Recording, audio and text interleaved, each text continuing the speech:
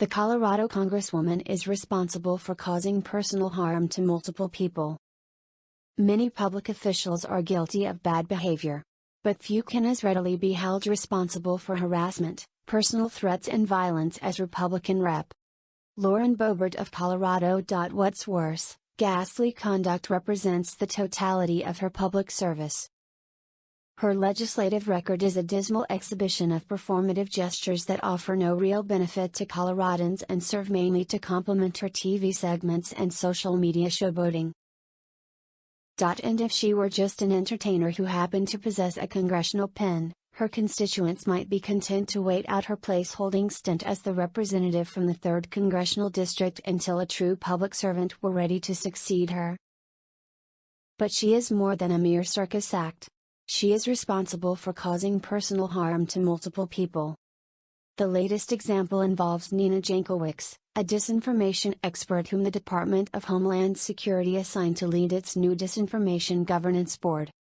The board was meant to ensure the delivery to Americans of reliable information about Homeland Security, until disinformation about the board itself and vile abuse directed at Jankowicz prompted the department in May to abandon the project. Boebert, with a trademark style of dishonesty and provocation, helped lead an anti-board mob and inspire personal threats against Jankowicz.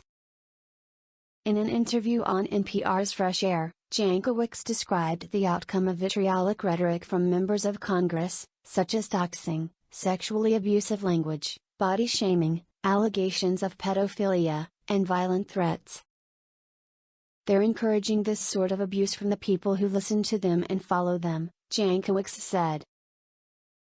One person said, "This is a hill to die on. Get ready. We will not tolerate this." And this to me seems to have come directly from a tweet that Representative Lauren Boebert sent out saying that this was Stalinist or Mao level and this was a hill to die on, so, directly echoing her language in the threat. Worst of all, in light of the routine slaughter of school children in America, is Boebert's pathological promotion of firearms. A white supremacist last month who gunned down black shoppers in a Buffalo grocery store was motivated by the Great Replacement theory, which falsely holds that white Americans are intentionally being replaced by non-white populations.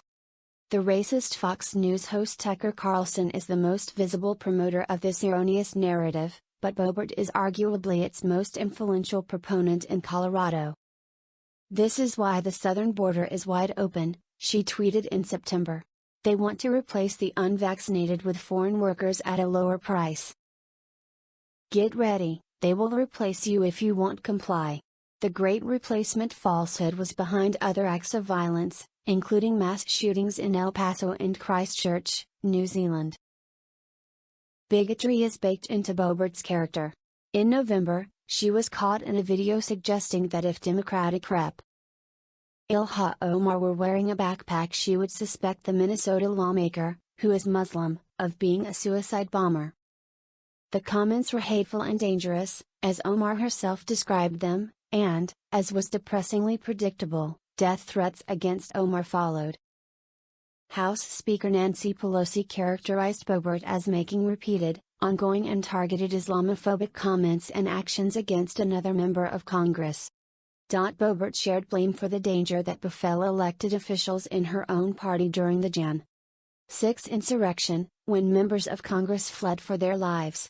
In the lead-up to the event, her office reportedly was in communication with organizers of the protests that led to the attack on the U.S. Capitol, during which rioters angry at the then Vice President chanted "Hang Mike Pence," a call for an execution of which former President Donald Trump approved. Boebert helped foment mob grievances by promoting falsehoods about the election and, on the morning of Jan.